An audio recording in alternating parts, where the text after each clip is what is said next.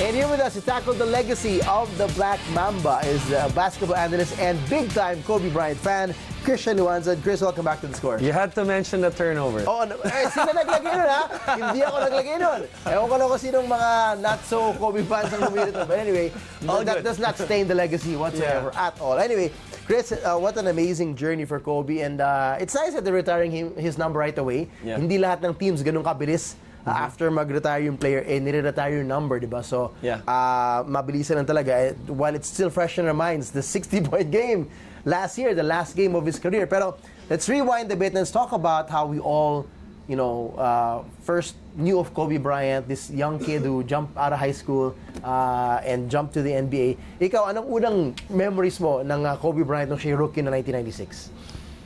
Well, one of the few to jump out of high school and has had really success, no? Yep. And first two guys that come to mind is him and Kevin Garnett. Right, yep. Diba?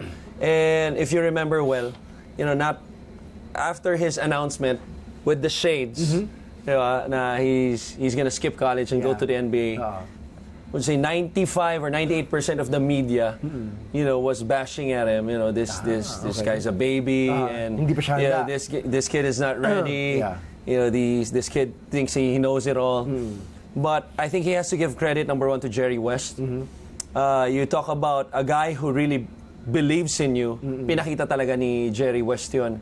Obviously, they got him through a trade through Charlotte. An established center, Vlade Divac, ang pinabigay nila. Which secretly, they would probably regret.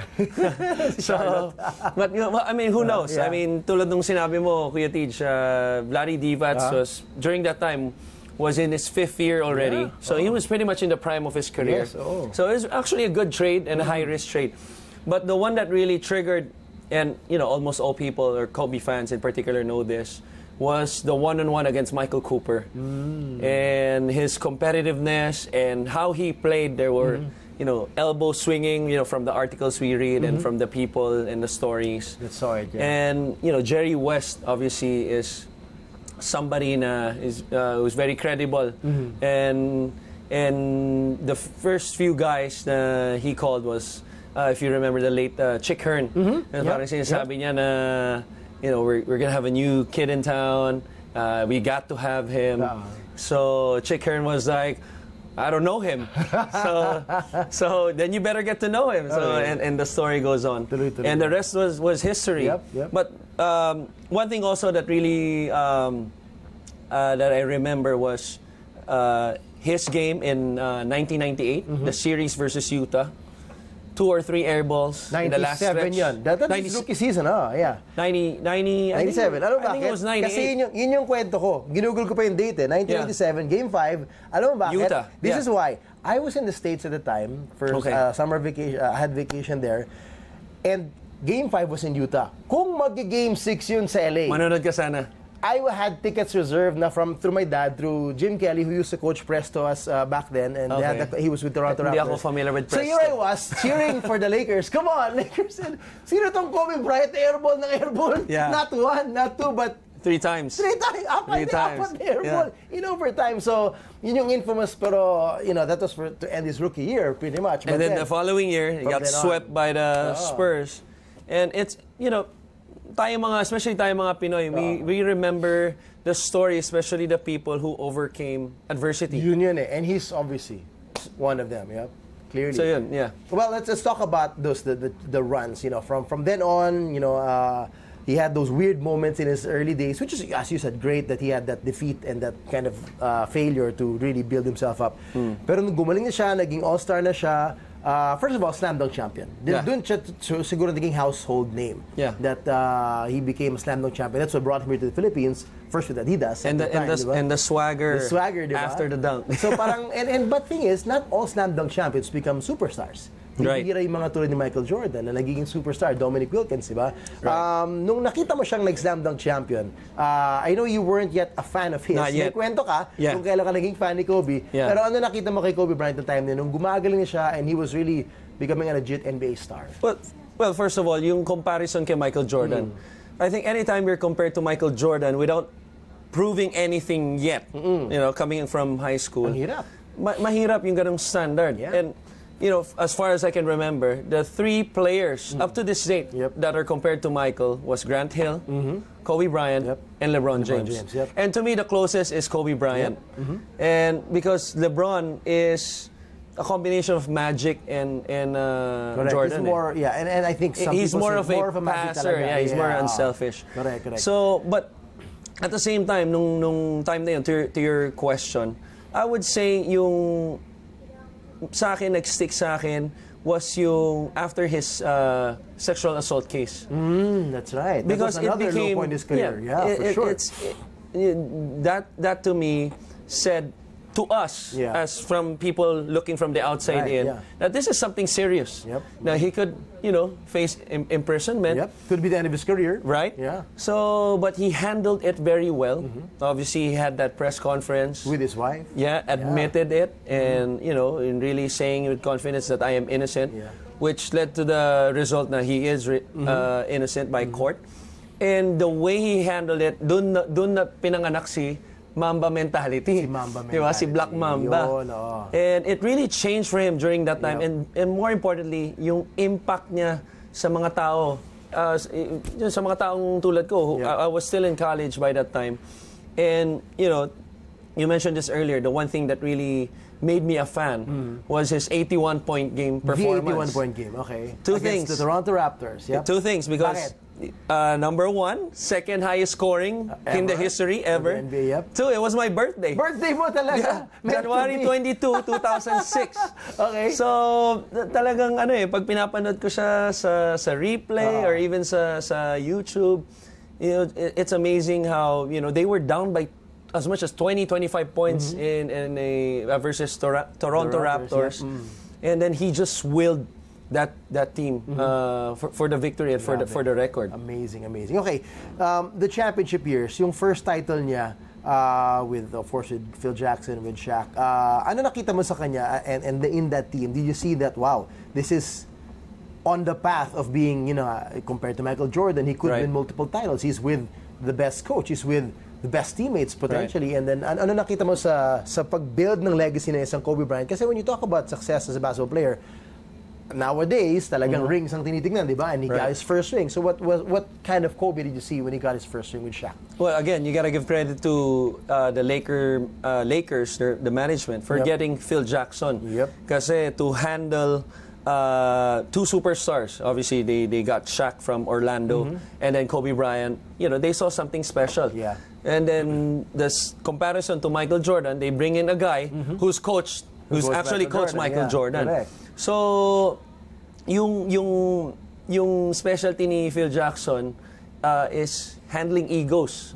And that's not easy as a coach. He's probably the only one who could have handled those 2 guys. Right. I can't think of anybody else. Maybe, I don't know, Chuck Daly, I don't know who else, no? Kung kaya yun. Iba-iba kasi ang strength ng bawat coach. I would say the strength of Phil Jackson is handling superstars. So, people think na when you have a star-studded lineup, it's an automatic champion. No, you need a coach that can steer the ship and that can balance things. So, I think yung communication ni Phil Jackson, but obviously we're looking from the outside in. So, but the way he communicated to Kobe and yung relationship na na-develop nila, even going through the years as they won championships, the feud between Kobe and Shaq, even though it didn't end well for the Lakers because they ended up trading Shaq. It ended up well for the Lakers because they won two more with Kobe. Exactly. With Pau Gasol. And do you think, and this is what some people will say, and I wonder if you agree, yung championships niya with Pau Gasol into mas kanya. Right. Mas deserving kasi siya na talaga ang nagbuhat. And who was the guy behind that again? Jerry West. Yep. And you could say, well, that was a lopsided trade, but no.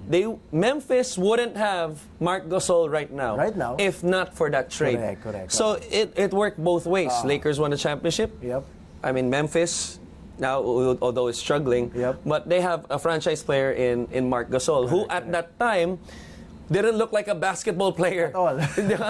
Matangkad lang. But the body wasn't there. You would see him. Correct, So, I think one guy that I should see tomorrow, I'm watching that ceremony in halftime, Jerry West should be there. Oh, for sure. He should for be sure. there. Yeah, for sure. All right. Now, beyond all this, after he accomplished all that, the MVPs, the All-Stars, the championships, he suddenly built this aura of the Mamba, di ba? Parang very few players can go by a nickname like that, di ba? Yeah. And the way he's gone all over the world as an ambassador of basketball, as an ambassador of Nike as well. And he was here.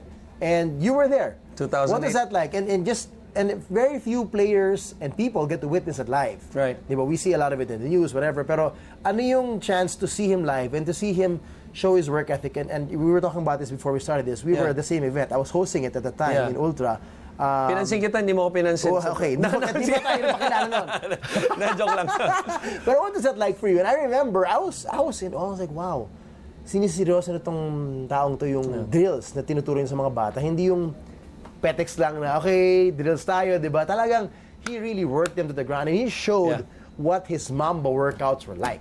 It was the greatest, personally for me, it was the greatest sports event that I've witnessed. Wow. And it wasn't even a game. It wasn't even a game, and I'll tell you why. Kasi nung time, and I wish he would have came earlier. Back when I was playing in the with Alaska and the PBA. But you know, that was 2008. Shout out to my former teammate Jeff Carriazo for hooking me up with the tickets that time. But really, I'll never forget what he said. He was teaching Nico Salva post moves. Yung mga pivot niya. Teaching everybody basically. Pero si Nico yung ano niya, ginipig. Yung ginawa niyang example. And one thing that he said that really stuck to me up to this day was you don't need a million moves. You just need to master one and go from there. Yeah. And then I was playing in the PBL that time. Okay. And after that, pati yung mindset ko nagbago. Wow. So from a guy who doesn't go in that early and doesn't stay late. I'm talking about me in the PBL. You know, I would go there an hour and a half, 2 hours before everybody comes in, take 500 shots, and then after, ganun din. Wow. And then it ended up pretty good for me. But at the same time, you know, yung legacy niya, and while playing basketball, you know, winning 2 championships with LA, and then, you know, 20 seasons with one team. Yep. Diba? Although there were some tumultuous times na he almost got traded. There were some awkward moments. And then 18-time All-Star, you know, 15-time first NBA, first All-NBA player. I mean, we can go on and on. But really, I think it's more of the impact Kobe has had around the world, especially in China. So, and here. China and here. Yeah, he said, I mean, your story is just one, but I'm sure there are other life-changing moments for other kids who have seen him live, di ba? Who've been on the court with him. Kakaiba talaga. Like, quick story, you know, I remember Chris Banchero, my former team, he's from Seattle. Okay. Former teammate with Spencer Hawes. And then Spencer Hawes was a rookie with Sacramento. They had the Lakers coming in. Okay. And then, sabi niya, usually, the guys who don't usually play, they have shoot-around. And then Kobe was there. Okay. And he was drenched in sweat. And then maybe 2 hours before the game, he would get his meal. And then he would watch TV. And I'm not exaggerating. He would watch TV, close to his face, watching lions eating their prey. Si Kobe? Si Kobe Bryant. And then he ended up dropping like 40-45 that night. Yun ang mga motivational video ng time na yan. And these are yung mga stories na consistent. You know, I remember Tony De La Cruz, a former teammate who's from LA, saying the same thing na he witnessed Kobe watch in the gym in the OC, drenched in sweat. So the stories kasi are consistent. Yeah, okay. And then when he came out here with, what's the name of their trainer? Tim Grover? Yeah. Tim Grover. I think they had a Nike event, and then from 1 a.m., and then he woke up 5 a.m. just to work out. Train again, I think he was staying in somewhere in the hotel in Makati. Grabe. So the stories kasi are consistent, and that's the reason why, you know, he's had that success and being, you know, iconic. Yun. So if there's one, just to wrap this up, if there's one key message that kids out there should take away from Kobe Bryant that could affect them in their lives, whether they're basketball players or not, ano yung mensahe nila matututunan nila and that they can keep with them forever? No, I think it's the Mamba mentality. Okay. When you think about the Mamba mentality, you know, and you know, us coaches, we always say this to our players. You know, your toughest opponent is yourself, and that's, you know, he had to overcome that. That's why he had to outwork everybody. He had to outwork himself to the point of exhaustion, to the point of exaggeration. So that's the reason why he's had yung success that he has. and that he was able to achieve things like 81 points and then 60 points even at playing at the age of 40.